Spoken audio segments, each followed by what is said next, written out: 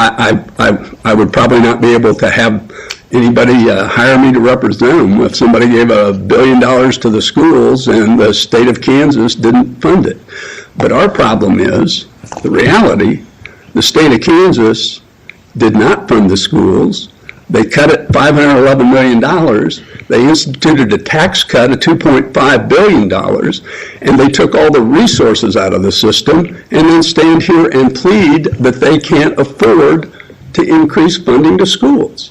That's the problem that we're dealing with here. But we have to look at the record in the case and whether or not the trial panel made an error in terms of their interpretation of what that meant, the Article 6 language about suitable provision meant. And it appears that there is evidence in the record that the 4 plaintiff districts did receive money from the federal stimulus, which I think we'll all say was record infusion of federal funds during a couple of year period that were at issue in trial. Well, in addition, they received funds according to the promise of Montoy, and there was an increase in funding for a 3-year plan. But the problem with the federal funding and the problem with the state funding that brings us here in Gannon is that they backed up on that promise. But the question is, if the evidence at trial is that there was, during the period covered in the factual basis of the findings, an infusion of federal funds, but the trial panel set those funds aside, we determined that those funds should have been in the calculus. How do we depend on their findings of fact? Because you have to look at the entire record. And there's a difference between revenue and then the expenditures that actually reach the classroom. And when you look at the evidence in the record on what the boots on the ground, the teachers testified to, and the principals in the buildings and the superintendents, what they were able to deliver with the funding they had to the district, they fell short. And they couldn't educate all the kids in the district. So the findings to which you owe substantial deference show how the proficiency scores are down as the funding was cut. There is no question from the record that the trial court decided as a matter of fact that in the Gannon case, money makes a difference in education.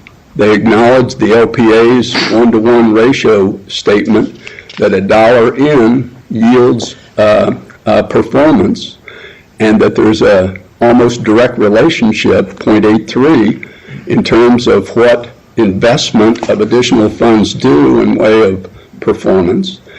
And they considered the evidence that from the boots on the ground that we're not achieving what we need to achieve in order to provide these kids a suitable education.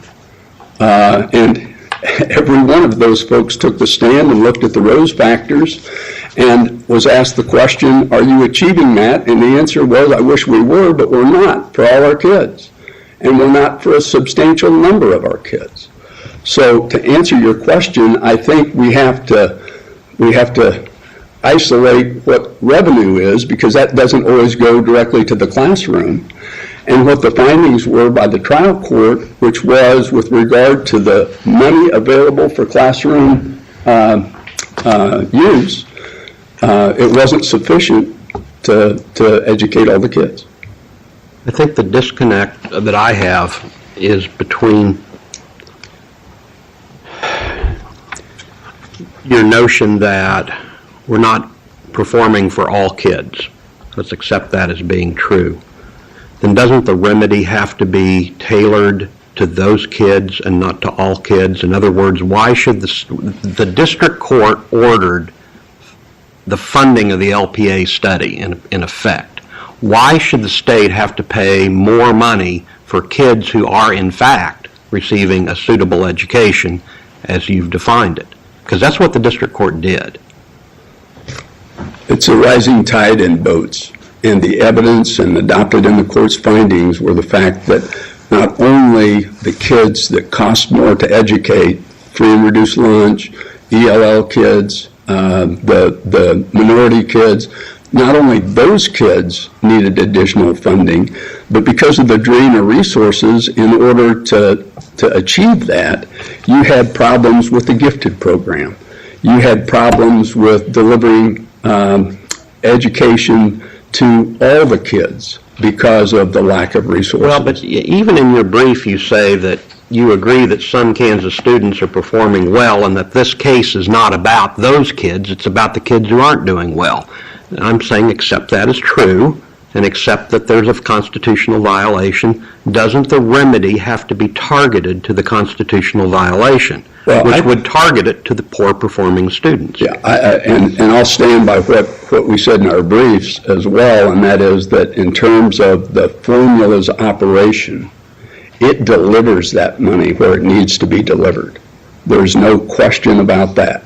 So the weightings work, and the way the formula is set up would deliver that money that is needed to those kids that need it.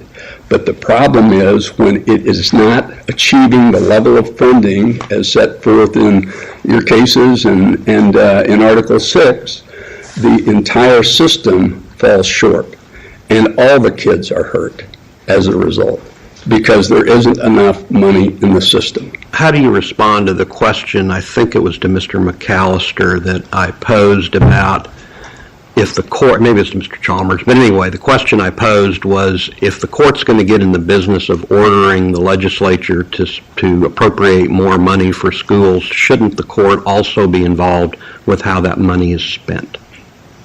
We agree with that. I agree with your statement. I think you may have to, especially after what happened with Montoy and the 3-year plan that became a 2-year plan, I think you need to retain jurisdiction somehow, some way, because I don't frankly trust the legislature to fund education or fulfill their promises.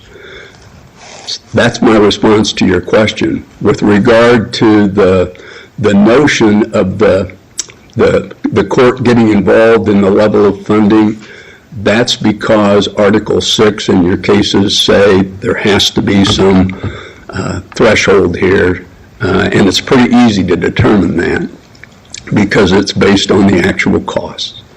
And your decisions have given good guidance to the legislature that you need to pay what it costs. The problem I had with the district court opinion was it seemed to pivot entirely on the notion of that there was a constitutional requirement that school funding be based on actual cost, and if it's not, there's a constitutional violation. Do you read it the same way that I just stated? I agree with the trial court that what needs to be accomplished in order to achieve a suitable education is to pay the costs that include both the inputs and the outcomes. But is it a constitutional violation if, here's my example I've been wrestling with.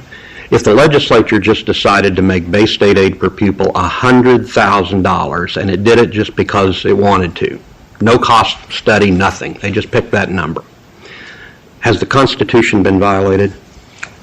It may very well have been. How would that be? Because they have not achieved an adequate level. $100,000 base state aid per pupil run through the formula wouldn't create an adequate education in Kansas? I apologize. Take all existing facts, just make base state aid per pupil $100,000, and it's an arbitrary number that the legislature chose to fund. There may be other issues because embedded in the notion of suitable funding is the notion of adequacy. There may be other considerations here. Would there be a constitutional violation because the legislature simply picked the number 100,000 without looking at actual cost? Yes. Okay. Because the measuring stick here is actual cost. That's what your cases have laid out in terms of how the funding is provided. And the evidence in our case is exactly what you indicated, and that is they came up with a number without any consideration, none, for what it costs. And I don't understand that either, because getting in the notion of how do you prove that the legislature didn't look at actual costs. I mean, I understand you had a couple of legislators come in and testify, friendly legislators come in and testify that way, but the record's pretty clear of all the information that the legislature had about, all the computer runs, all the cost studies, they had LPA, they have all this stuff. I mean, so how do you prove that they didn't use actual cost? Well, part of the appropriation process. A couple of different ways, Your Honor. First and foremost is the notion that, and this is the way I remember trials, we put on our witnesses and they have an opportunity to put on their witnesses. And nobody testified that they considered the costs. Nobody for the defense testified they considered the costs. They have a burden of proof? Once we put on witnesses that say you ignored it. What witnesses say you ignored it? Rochelle Chronister, the 2010 commission that was created by the legislature as part of the Montour Promise. They created the 2010 commission report, or 2010 commission. The 2010 commission issued a report, and the chair of that commission, Rochelle Chronister, took the stand and testified at trial as to her treatment by the legislature when she tried to provide a report that indicated funding needed to be substantially increased. And I asked her what was the legislature's reaction to that, and she testified they were mad at me. She said they hated her. And with regard to her comment that they were mad at me, she said legislators got up and left the room. So there is plenty of evidence. I mean, you can look at the law they changed to say their own studies aren't binding on them, the law that's changed to institute notice requirements, the 3-judge panel. They give first priority to general fund and LOB in the budgeting process. The law was changed to require at least the increase in the CPI to the base year, and watch what they've done with those statutes. Counselor, I guess I'm confused. I read the Constitution as saying the legislature shall make suitable provision. So why are we talking about what they thought about? It doesn't matter to me whether they considered it or not if, in fact, they didn't do it. Isn't that what the Constitution says? You shall make the provision. You just don't think about it. You make the provision. And why aren't we talking about did they meet actual costs with their appropriations? Why isn't that the issue here? I agree with you. The question was consideration. What did they consider? Well, I understood you to argue, even in your briefs and putting on the legislators, you want to convince us that they had actual costs in their thought process or part of the calculus. But my question is that the real question for us? Well, it depends. If you're looking at Article 6, Section 6, I would agree it's not. The question is, did they or didn't they? If you're looking at our equal protection claim, where we claim that kids that cost more to educate were deprived of the ability to get that educational opportunity because they short-funded the kids, then it would be important in that analysis. Because that would go to intent. I'm sorry, Your Honor. And your point is, it's important because that would go to intent, i.e. intentional discrimination? It would go to intent. It would also go to what we argue the standard ought to be, and that is deliberate indifference to the needs of those kids. So under either standard, I mean, I think we've got plenty of evidence of deliberate indifference in here, and I would suggest in response to the state's remarks in their brief that we've got some pretty good evidence of just downright intent. They knew what the costs were. They had done study after study, and they ignored those costs in terms of a group of Kansas kids. So back to Justice Biles' question with regard to the Article 6 provision for education, the failure to consider actual cost is not in and of itself the constitutional violation. It's the failure to provide at least actual cost. I would agree with that. And what evidence is there here in the record that actual costs were not met? When you consider, if you consider all funds. Exhibit 237 would show you what the costs are and what the resources are.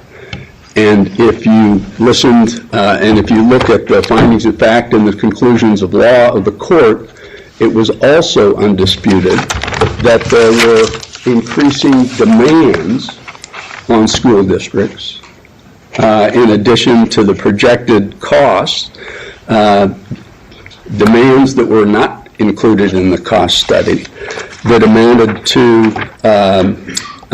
demands on accreditation, changes in accreditation, demands in the Common Core and how costly that was, enrollments having increased in school districts. The demographics in Kansas have been largely different than what was anticipated by LPA, and there was testimony and findings on that matter. Exhibit 107 talks about the free and reduced population being increased by nearly half, students with disabilities increasing by over 15%, 16%.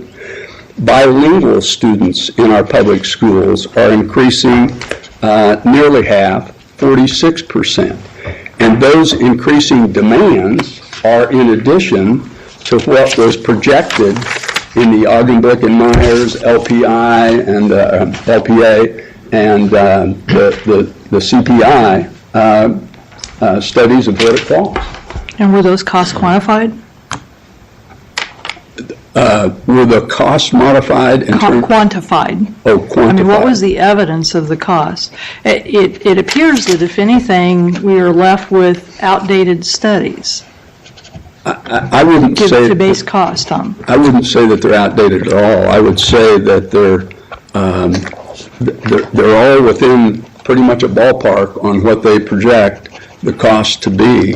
And with the additional demands, the fact that the legislature fell short of even the lowest of the cost studies in terms of the resources, they have fallen short. I think what the trial court did was suggest that that $4,200 number needed to be the cost and adopted that.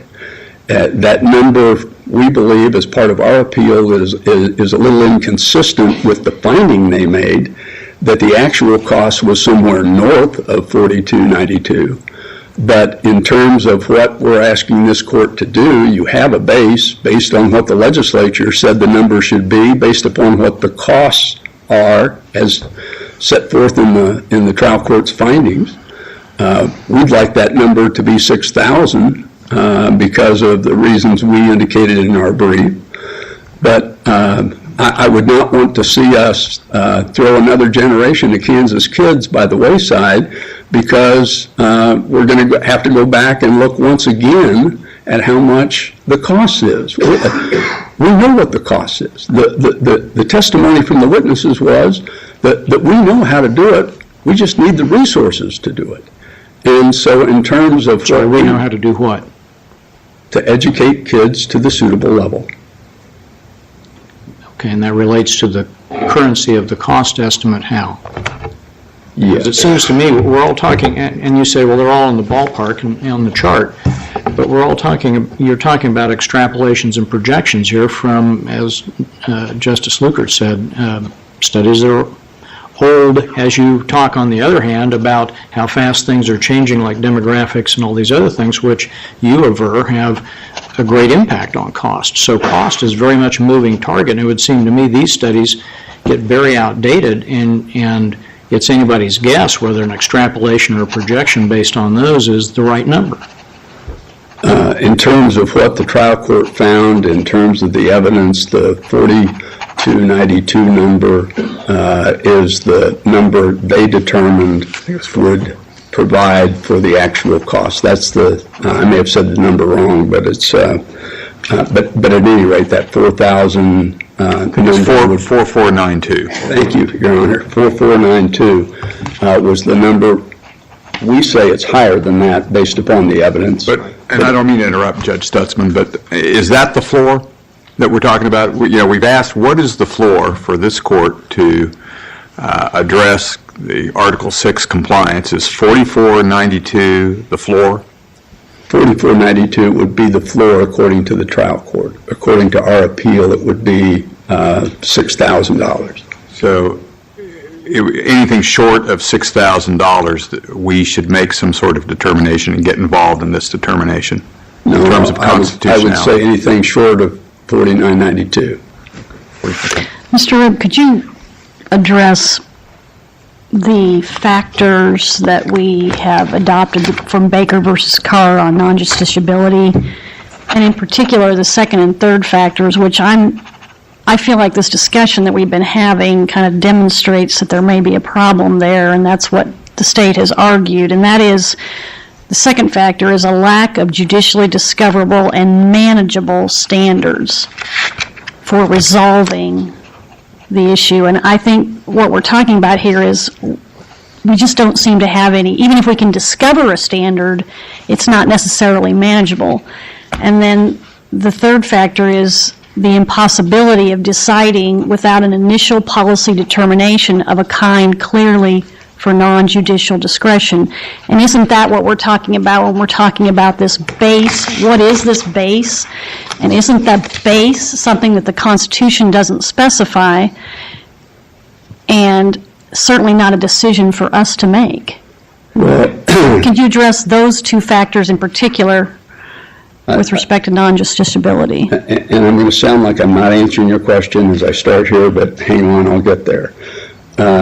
I've been doing this since 1989, and if you look back to the decisions, Caldwell, Knowles, Mock, 229, Robinson, Montoy, to some extent Petrella, and the Gannon case, I think you get some pretty good guidance that lead you to the end of a road that is not non-justiciable. Well, but the court, I didn't read any of those cases to ever really take on this issue head on. Well, And I think we have adopted in Van Sickle these factors, and I think each of them is significant all by themselves. And I think it gives some structure to this conversation we're having. Well, let's talk about those factors then in terms of what those cases I just listed have to say about the measuring stick here. And you do have one. It's the actual cost. That is about as clear an ability to determine whether the legislature is spending what is necessary on public school education. And the question is, all right, so what do you buy with what it is that it costs? And the answer is equally as clear from these cases. According to Article 6, Section 6, Montoy 2 language that I said earlier, what you buy is a suitable education. And the contours of that suitable education are defined by accreditation standards, but don't stop there, by also Exhibit 39, the definition of what a suitable education is according to the Rose factors, by test scores, and occasionally by expert testimony on whether we are accomplishing what we need to accomplish in order to provide those kids the education that all those factors involved in suitable education require. So maybe I've been at this too long, but I don't think it's all that tough. I think you look at the actual costs, include the inputs and the outputs, the outcomes, and you size that up against what you want to accomplish. And what you want to accomplish is a suitable education for all kids. Suppose the legislature commissions a study, the 2014 commission, and they come up with their own costs, and those costs are actual costs somehow are dramatically decreased. What I'm saying is, it seems that it's not static. Well, It's always changing, and that's what makes it not manageable. It's not a manageable standard for the court to apply. well, but you don't back away from constitutional issues because of the notion that only the legislature can fund the schools. That's not what the That's not what Constitution... non-justiciability is about, though. And we have adopted these factors, and that's why I'm trying to get you to Well, but anytime address there's a those. constitution, and anytime there's a question of spending money, then every question would be non-justiciable. It's not, because in order for you to enforce the Constitution, you've got to, if it's measurable and you can define it, That's the problem. you've got to wade into it. I don't think it's a problem. I think you I look for the understand. actual costs. To give you an example, and maybe I'm not being specific enough about my question, but for instance, in the first case, USD 229, it seems that the standards that we were looking at were these 10 goals that the legislature had adopted. Well, guess what? That changed by Montoy 1. And so then we had to look at something else. And I think that's just a prime example of how the standards can change, and the legislature has that ability to do that. Well, that is the concept that is embedded in Article 6, because it does talk about it's got to be a suitable level, with your court's interpretations, it's got to be a suitable level of funding. So you're going to invariably, in the Montoy-type situations, have to wade into that territory. And I would say that for the kids of Kansas' sake, let's not decide that every branch of government is just subject to what the legislature wants to spend on it, because then every department in the state and every branch of government in the state is at risk. That Constitution has to mean something, and when it is violated, somebody, namely the courts, need to do something about it. That's my best answer to you. Thank you. Let's take a look at the kids in your case. To talk about standing of the individual plaintiffs, because I think you have a problem there. As I understand it, you agree that in your brief at page 66, the July brief, that your individual plaintiffs have to show that they personally suffered some injury and that there's a causal connection between the claimed injuries and the challenged conduct, correct? Can I back up just to address your in trouble remark for a second? I'm going to show you why you're in trouble in a second. I'm sure you will. In terms of the standing issue here, let's not forget that our school districts are plaintiffs, and we have substantial jurisprudence about their ability to assert the Article 6, Section 6. Focused on the individual student plaintiffs. Then my answer to you would be that we proved at trial that all kids are injured as the result of the shortfall in funding. Did you prove that these kids were even Kansans? Yes. How? There was, You introduced, I mean, what you've cited in your brief, which is all I can go by, right, is the amended petition that was entered into evidence, except when you entered it into evidence, you said that the contents of it and the other documents were not being stipulated to as to accuracy. So the contents of the amended petition doesn't do us, I mean, I can't see what good that does in appellate court when they don't, and they didn't stipulate to it. So let's start with the amended petition. What good does that do us if they didn't stipulate to its accuracy? it does not. Okay. The next thing you cited was the Kansas City, Kansas Superintendent Lane, and then you cited the Wyandotte High School Principal Stewart, and then you cited the Caldwell opinion from the 1970s. But as to the Wichita kids, the Hutchinson kids, and the Dodge City kids, there's nothing that even shows us that they're people other than their names on a caption. Isn't that right? I'm not, That is probably right. Okay. I'm not going to argue with you on whether those kids that we made the decision not to subject to the courtroom and rigors of examination. I'm not going to submit to you that what you just said is wrong. We did establish that, at least in Kansas City and in Wyandotte, that the kids were in the school district. Well, in Wyandotte, the best you got was the principal, after you told her that the kid was in, a kid, you didn't even say which one, a kid was in school, they said, well, I didn't know that, and you said, well, they did, and so they said, well, okay, if your burden is the preponderance of evidence, I don't think that got you past the goalpost.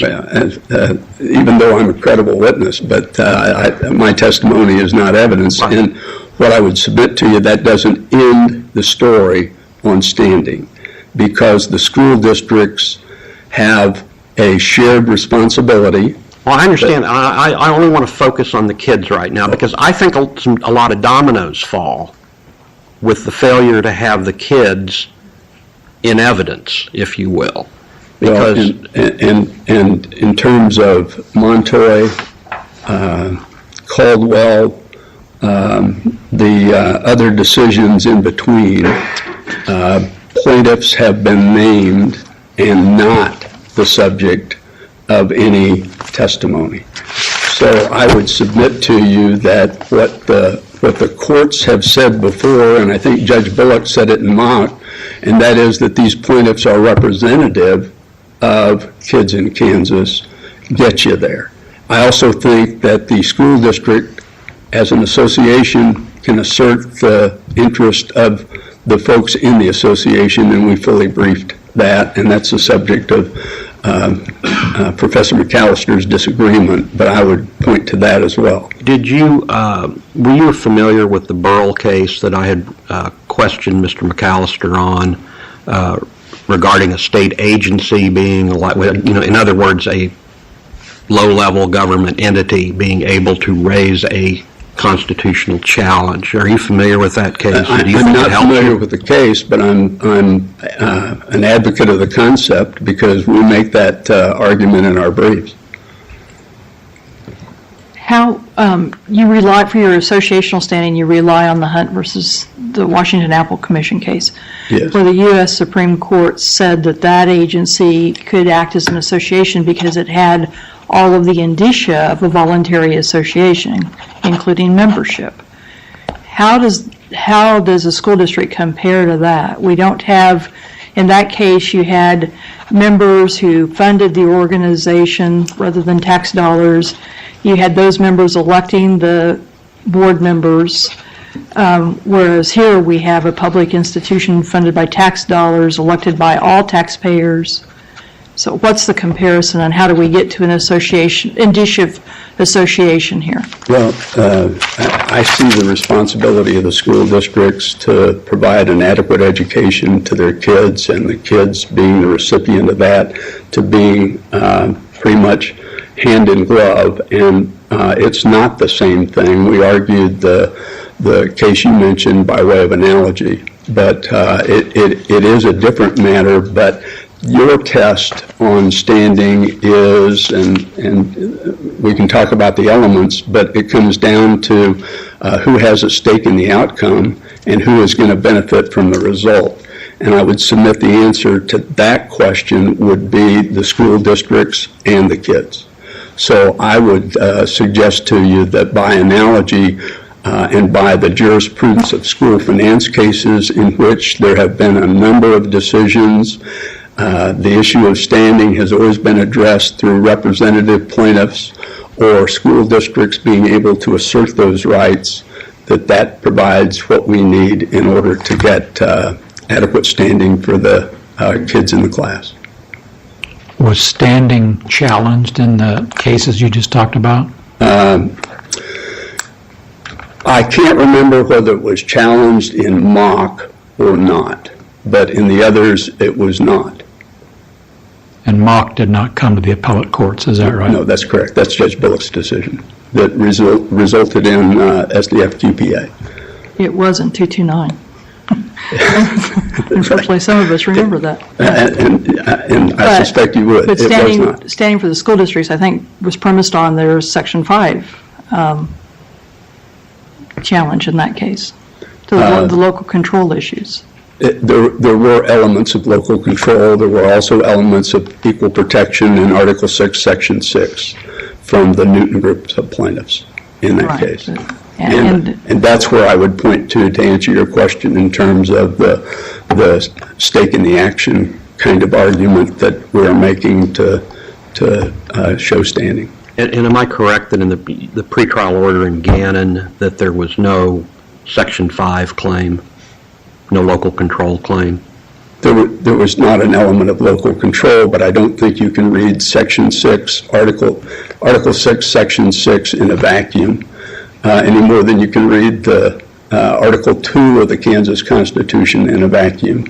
I think you have to put the context of our Article 6 claim on suitable funding in the context of the entire Kansas Constitution. Because, for example, we didn't talk about it here, but we've talked about it in our briefs, the State Board of Education, the local school boards, they all have a substantial role in delivering education. But the fact that our claim is for suitable funding doesn't mean we ignore those other articles on what the responsibilities of those other entities are. I think under the Section 5 stuff, the case law talks about being, the local districts being unduly hamstrung or something like that. You didn't make that argument in your pretrial? No, we did not. Okay. Is causation a necessary element of Article 6, of an Article 6 claim when poor student performance is the premise?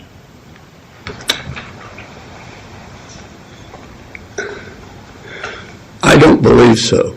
I see Article 6 analysis to be, this may be too simplistic, but they're either paying the costs and achieving the results or they aren't. And I don't see I guess to the extent causation would be, have they accomplished a suitable education with what their funding is, then that may have elements of causation, but I don't think it's Well, it seems like all of the evidence and all of the experts agree that there are a multitude of factors that go into student performance. One could be funding, but there are a multitude of factors. And so it seems like if we're going to make a claim that Article 6 is violated, we'd need to parcel out those other factors, wouldn't we? You would have to certainly identify the results of the funding, the lack of funding, and that was done by the trial court and in the findings. For example, the existence of an achievement gap in any subgroup. Does that necessarily mean Article 6 is violated, or does something else have to be going on? Well, my answer is going to sound like a lawyer, it depends, and the depends would be what is the evidence on the effect of the poor performance, Right. and what's the cause of that. So it does have elements of causation. And we don't know if any student that's named as a plaintiff falls within any of those subcategories. If you're asking me if one of the plaintiffs, there was evidence that because of a shortfall in funding, they got a poorer result on an assessment test, and therefore they have a claim, the proof is not there. It's through representative, associational, and because they have a shared responsibility in the education process. Counsel, can you ever get away from causation, given your position? Because as I understand it, you argue that because of the decrease in funding, look at all the failure to achieve that exists across the state. And so the connection between that is that if they'd had more funding, been able to achieve better, it works the other way too. So causation and all those factors Justice Miles talks about seems to me to be one of the many central issues. I think it's part of the Article 6, Section 6, in terms of what's the measuring stick. I don't know that, it has elements of causation, but the question is, are you providing a suitable education? That's not going to be the same in 20 years. on what the definition is, but we know what the definition is today. And it is measurable. And the question is, did they do it or not? And the testimony was that they didn't do it.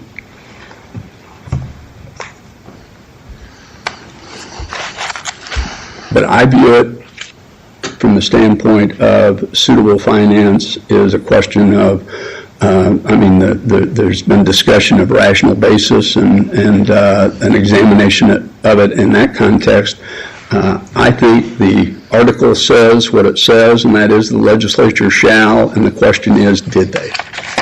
And so Our answer is, and I think the trial court's And if that answer is. depends on outcomes, and you go backwards, then to achieve an outcome, you would say there needs to be more funding. And I think Mr. McAllister said at some point, ideally, we would all like to see that there was more funding. And I don't know, I think that's still a drift, because then... The notion of outcomes is from the Montoy cases, that outcomes is included in the cost. You have to achieve something with the money you spend. So what are the inputs and what are the outcomes? That's an integral part of the cost question. So you say you put in however much money it's necessary to get to the outcome. You don't worry about the other non-fiscal issues of student achievement, which, as Justice Miles said, seems to be some consensus that there are many reasons that students don't achieve. And in fact, you talk about them, the ELL and some of these other factors that you say cost more to educate certain students because there are other factors at work. In the end, I'm looking for the standard. I mean, we're back to the floor that we've talked about. How do you find that standard that other than just picking something out?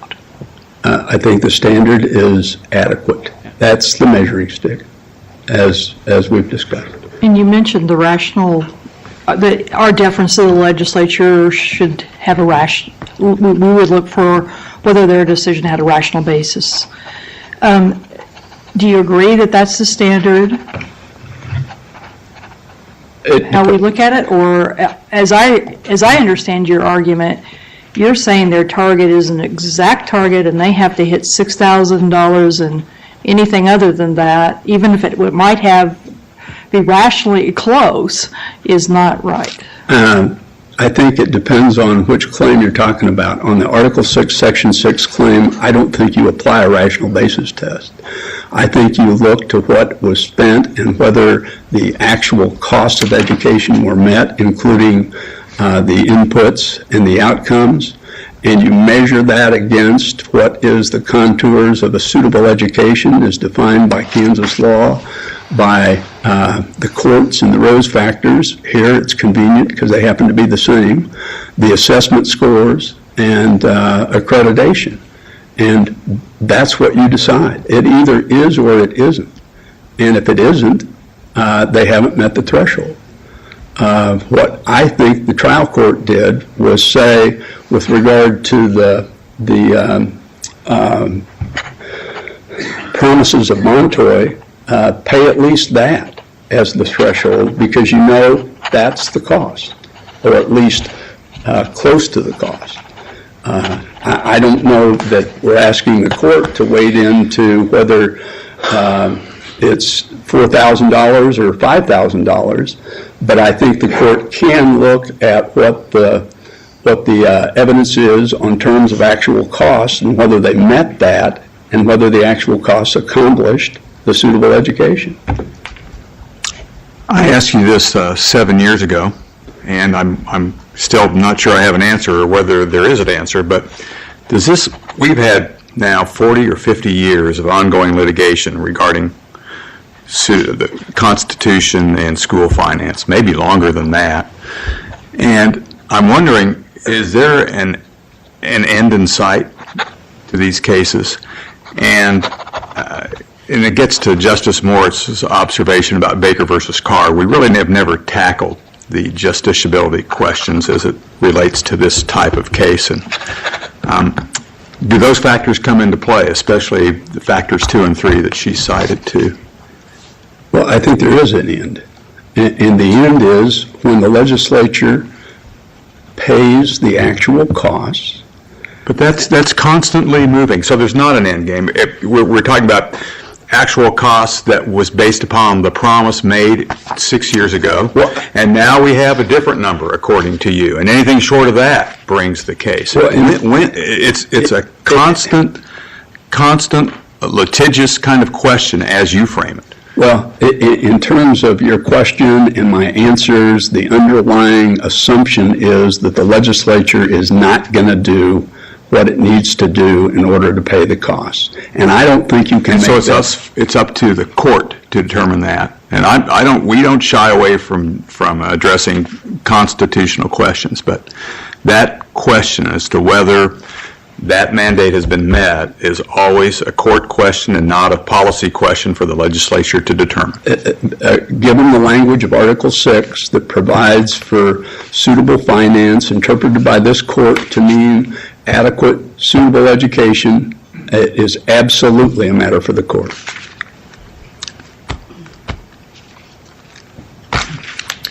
Do we have any further questions of counsel? Thank you, counsel. As previously announced, at this time the court will be in recess for 15 minutes.